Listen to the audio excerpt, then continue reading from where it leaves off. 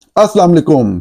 आज के इस प्रोग्राम में जिन मौज़ूआत पर बात करेंगे उनमें शामिल है कल के मर्दान के खौफनाक हमले में मासूम शहरियों की शहादत के बाद पाकिस्तान तहरीक इंसाफ की सूबाई हुकूमत की तरफ से FIR का इंदराज तो दूर की बात, बाकायदा मजम्मत तक नहीं की गई। अपने ही कारकुन शदीद तनकीद कर रहे हैं। पश्तूनों की बढ़ती हुई हलाकतें रोजाना की बुनियाद पे एक बहुत ही संगीन मसला बनता चला जा रहा है। तफसीलात शेयर करेंगे आपके साथ। कल के दिन नाज़रीन एक खबर चली कि पाकिस्तानी अमेरिकन के एक वफ्द की इस्लामाबाद में DGSI जनरल आसिम मलिक से मुलाकात हुई है और पार्टी के चेयरमैन इमरान खान की रिहाई और दीगर अमूर के हवाले से कोई मस्बत डेवलपमेंट्स हुई हैं।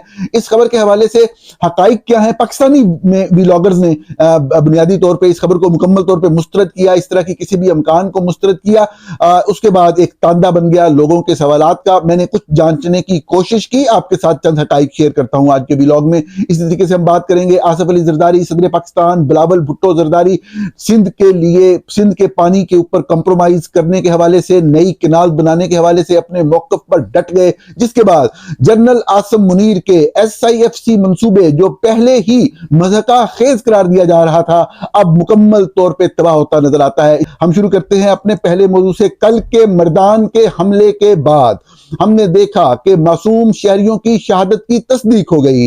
मैंने आपके सामने अर्ज किया कि जब भी कोई मिलिट्री क़यादत किसी प्रोफेशनल सोल्जर के पास ना हो, जब गुस्से से भरे हुए, इंतकाम से भरे हुए लोग जो कि मफाद परस्त अनासर हो, जो कि डील्स करके आर्मी की क़यादत बाकायदा एक नया कानून लाकर जिसकी जस्टिफिकेशन दी गई हो और वो अपनी डील्स के जरिए इस ओहदे तक पहुंचे हो और जिन लोगों से उन्होंने डील की हो उनके भी मफादात हो, जब आपकी मिलिट्री की क़यादत एक प्रॉपर प्रोफेशनल सोल्जर के पास ना हो, जब आपकी मिलिट्री की क़यादत उन लोगों के पास ना हो जो पेशेवर पाही हो, जो कि ये समझते हो कि हर्ब के मामलात क्या हैं, किस तरीके से आपने डील करना है मुख्तलिफ तरह के मामलात को, किस तरह के ग्रोह को कैसे बात करनी है, किस तरह की इंसर्जेंसी से कैसे निपटना है, वॉर स्ट्रेटजी कैसे बनानी है, कौन से मामलात जो हैं वो बाकायदा एक आर्म्ड कंफ्लिक्ट के बगैर हल किए जा सकते हैं। जब तक ये वाला विजन ना हो तो आप मामलात नहीं देखते। बात ये होती है कि जब आपके पास ताकत हो, आपने किसी सोसाइटी के अंदर, किसी माशरे के अंदर सरायत कर जाने वाले किसी ग्रुप का खात्मा करना हो, तो आप ताकत के जरिए कभी भी नहीं कर सकते। आप समझते होंगे कि ये अगर लाखों की फौज है, टैंक है, असले हैं, मिसाइल हैं, बारूद हैं, जहाज हैं, हेलीकॉप्टर्स हैं, हम तबाह करके रख देंगे। इस तरह कभी भी आप इस तरह के ग्रुप्स को या इस तरह की इंसर्जेंसी को कभी भी आप कंट्रोल नहीं कर सकते।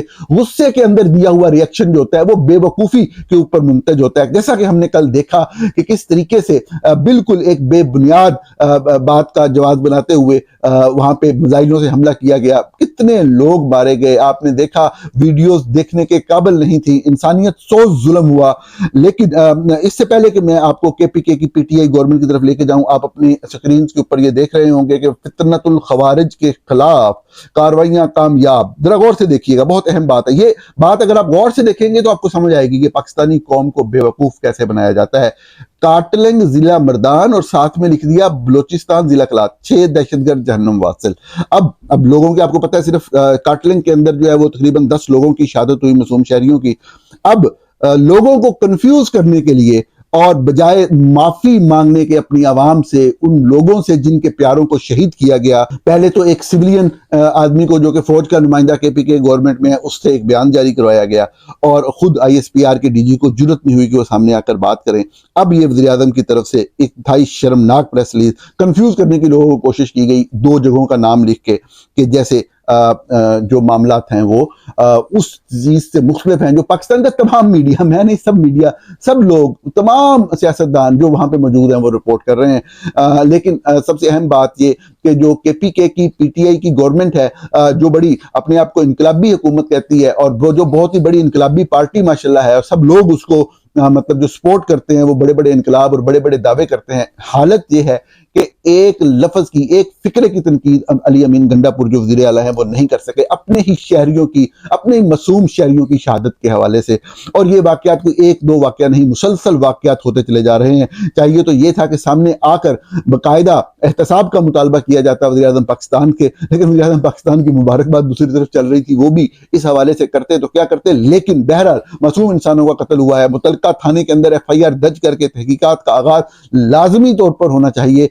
जब तक हम अपने आइन और अपने कानून के मुताबिक अपने प्रोसीजर, अपने प्रोसेस को आगे नहीं बढ़ाएंगे, हमारे मामला दुरुस्तगी बेहतरी की तरफ जा ही नहीं सकते। जब तक एहतसाब का अमल सामने नहीं आएगा, उस वक्त तक फोर्सेस के अंदर से किसी प्रोफेशनल सोल्जर को अपना सरबराह बनाने के हवाले से मुतालबा नहीं उठेगा। ये काम हर किसी ने अपना अपना जो फरीजा है वो अदा करना है, हर किसी ने अपना अपना जो जिम्मेदारी है वो अदा करनी है। अगर डर और खौफ की वजह से खामोशी का मामला रहेगा तो कभी भी बेहतरी का इम्कान नहीं हो सकता। ये बड़ी अफसोसनाक हकीकत थी।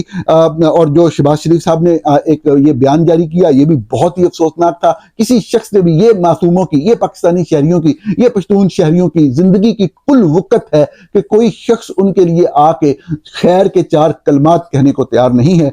और खुसूसन सूबाई हुकूमत में बहुत दफा जब इल्जाम लगाया जाता है कि जी फलां जगह पे दहशतगर्दी का इतना बड़ा वाकया हो गया, कहां पे सूबाई हुकूमत है, मैं हमेशा आता हूं और यही कहता हूं कि ये इंतहाई मुनाफिक और घटिया लोग हैं जो लोगों को गुमराह करते हैं। सिर्फ ये वाली बात कहीं से पढ़ ली और किसी ने बता दी है या किसी ने कह दिया कि बोल दें कि जी लॉ एंड ऑर्डर सूबाई मसला है इस लाइन के ऊपर। ये लॉ एंड ऑर्डर सूबाई मसला बिल्कुल होता है, लेकिन जो दहशतगर्द गिरोह हैं जो पूरे फौज की सूरत में, जत्थों की सूरत में लोगों के ऊपर, रियासत के ऊपर, मुल्क के ऊपर, शहरों के ऊपर हमलावर हैं, काबिज है, उनसे निपटना उसी फौज का काम है जिसने ये जत्थे पैदा किए थे। इसका कभी भी सूबाई हुकूमत से तल्लुक नहीं होता। लेकिन इस मामले के अंदर बिल्कुल सूबाई हुकूमत बराह रास्त जिम्मेदार है। बहुत ही अफसोसनाक है। पीटीआई के कारकुनों को यकीनन चाहिए कि वो जितना प्रेशर डाल सकते हैं अपनी सूबाई हुकूमत के ऊपर डालें, ताकि एक एफआईआर दर्ज भी हो और बाकायदा उसके ऊपर कानूनी कार्रवाई का आगाज हो के जो भी लोग इन्वॉल्व हैं उनकी गिरफ्तारियों का अमल शुरू हो। और ये तहरीक की सूरत में होना चाहिए, मुसलसल ये चीज जारी रहनी चाहिए। नहीं तो हम कभी भी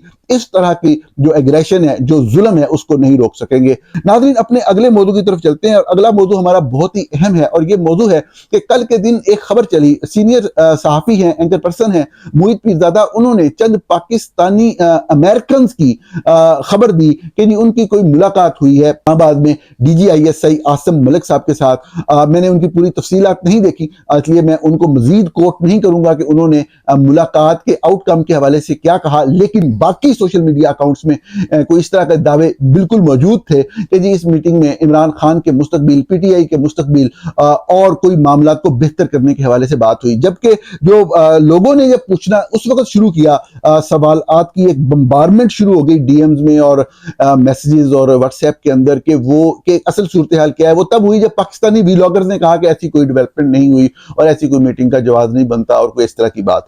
अब इसके ऊपर जो मैंने अपने तौर पे कोशिश की, ये बात तो बिल्कुल दुरुस्त है कि पाकिस्तानी अमेरिकन के एक वफ्द ने जो है वो मुलाकात की है DGISI जनरल आसिम मलिक की रहाइशगाह पर जाकर जनरल आसिम मलिक के साथ।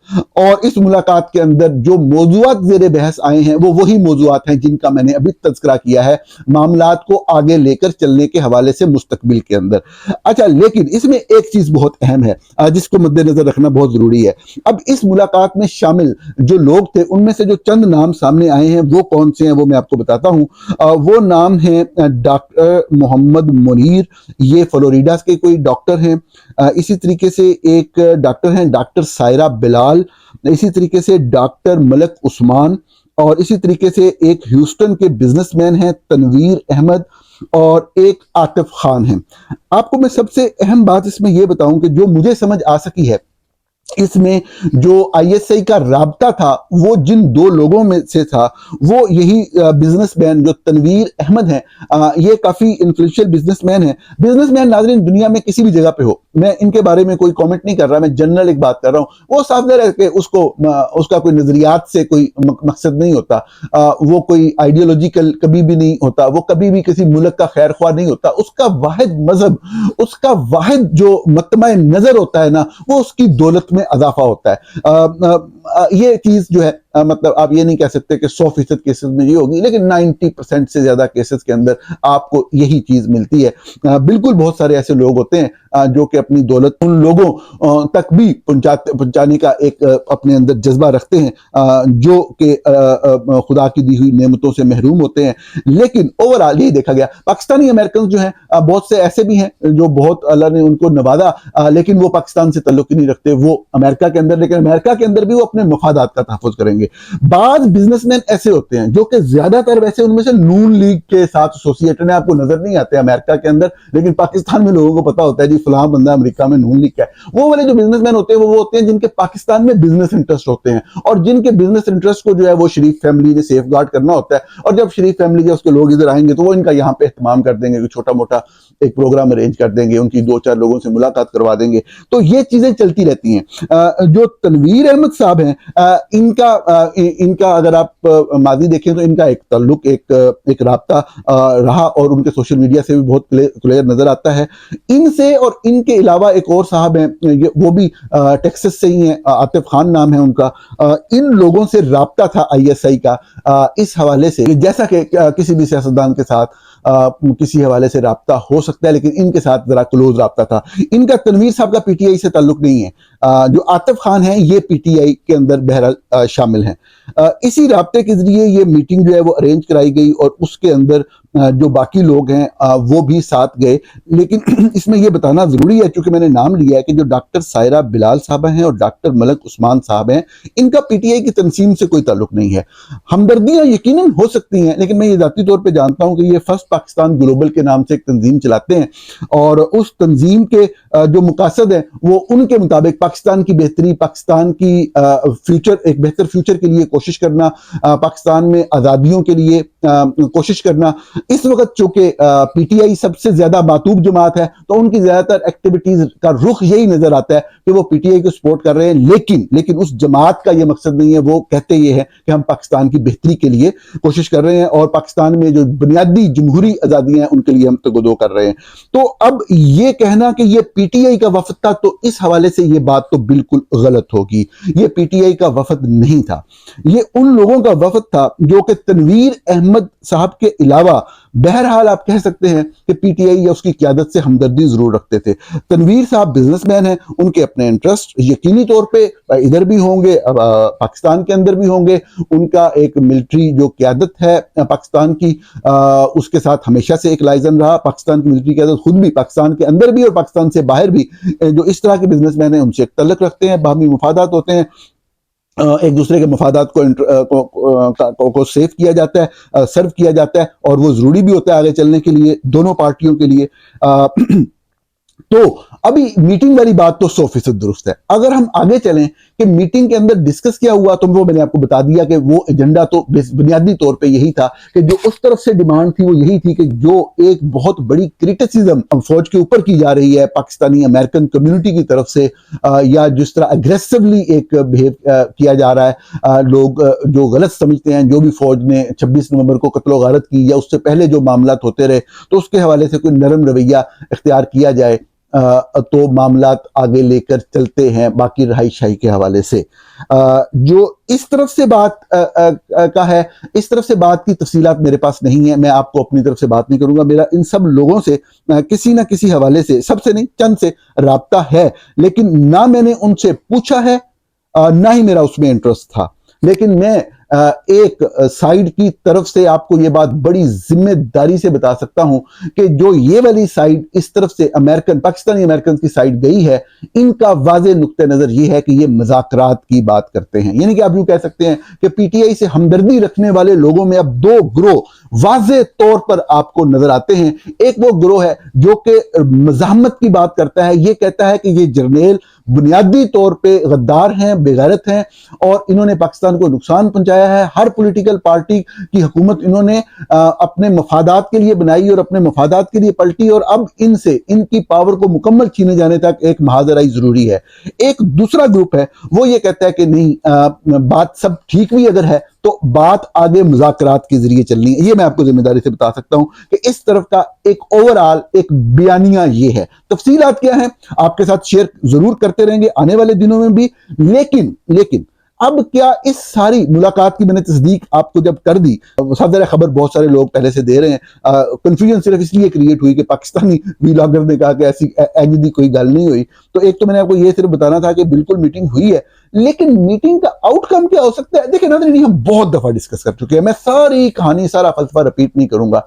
बात यही है कि कबर एक या बंदे दो हैं। और वो आपको सारा पता है। अब जब तक कोई मामला इस हद तक नहीं पहुंचेंगे कि आसिम मुनीर को अपनी जिंदगी की जमानत मिल जाए, उसको ये पता लग जाए कि इमरान खान के बाहर आने के बाद मेरे तख्त को, मेरी बादशाहत को कोई खतरा नहीं है, तब तक वो इमरान खान को उस तरीके से आजाद करने की तरफ नहीं जाएंगे। इस हवाले से क्या अमेरिका कोई रोल प्ले कर सकता है? हरगिज नहीं। अमेरिका कोई रोल प्ले करेगा? हरगिज नहीं। मैं आपको हमेशा से, पहले दिन से, इलेक्शन के होने से पहले से, आपको जो लोग मुझे मुसलसल सुनते आ रहे हैं, मैं हमेशा उनको यही बात उनके सामने रखता चला आ रहा हूं। और अगर अमेरिका कोई रोल प्ले करेगा तो इमरान खान के लिए मुश्किलात और बढ़ेंगी। अगर फर्ज करें कभी कोई ऐसी सूरत बन ही जाती है कि किसी भी लॉबिंग या किसी भी तहरीक के नतीजे में अमेरिकन गवर्नमेंट के अंदर एक ऐसा सेक्शन पैदा हो जाता है जो कि सपोर्ट करना चाहता है इमरान खान की रहाई को, तो इमरान खान की रहाई की मुश्किलात बढ़ेंगी। क्योंकि वहां पे जो लोग हैं वो कोई, आपको मैंने हमेशा अर्ज किया, कोई रेगुलर कंट्री या उस तरह से प्रॉपर गवर्नमेंट तो नहीं है। एक कब्जा, एक जत्था काबिज है।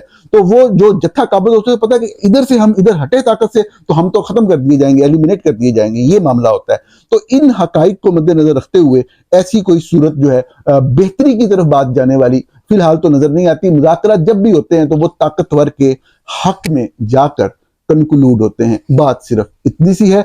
हम अपने अगले मौजू की तरफ चलते हैं और हमारा अगला मौजू ये है कि जनाब आसिफ अली जरदारी और बिलावल भुट्टो जरदारी केनाल्स निकाले जाने के हवाले से सिंध के पानी की जो मजीद तकसीम है, उसका मजीद जो उसको रिड्यूस किए जाने वाली बात है सिंध की तरफ पानी के बहाव को, उसके ऊपर एक बड़ा ही सख्त स्टैंड लेके खड़े हो गए हैं। और जिसके बाद जो SIFC का जो मंसूबा है, मुर्गी अंडे देगी, बच्चे होंगे, फिर और अंडे आएंगे, फिर और बच्चे होंगे, या तो सारा जो फलसफा है ना वो ज़मीन बोत होता हुआ नजर आ रहा है। इतने सख्त स्टैंड के बाद पीपल्स पार्टी बिल्कुल खुलकर सामने आई है। बड़ा वादे मौक़िफ़ जो है मुख्तलिफ प्लेटफॉर्म्स के ऊपर जो है वो ना सिर्फ आसिफ अली जरदारी साहब ने पार्लियामेंट में अपने सालाना अजलास के अंदर ये बात कह दी, बल्कि बिलावल भुट्टो जरदारी जो है वो गाहे बगाए मुख्तलिफ प्लेटफॉर्म्स के ऊपर ये बात बड़े वादे अंदाज में पहले कहते थे, अब कहते नहीं। अब वाज़े तौर पे उनके अल्फाज का चुनाव ऐसा है जिसको मेरे जैसा मामूली सा सहाफ़ी धमकी के मानों में लेगा कि वो वाज़े अंदाज में कहते हैं कि जो वफाक है उसको बड़े वाज़े अंदाज में इसके ऊपर एक बयान देना चाहिए। उनकी इस तरह के सख्त बयानात के बाद कोई एक आधा बयान राना सनाउल्लाह और बाकी लोगों की तरफ आया भी सही कि ये मुमकिन नहीं है कि इस तरह के अहम मंसूबे के ऊपर तमाम इकाइयों, तमाम सूबों की बाहमी रजामंदी के बगैर आगे चला जाए।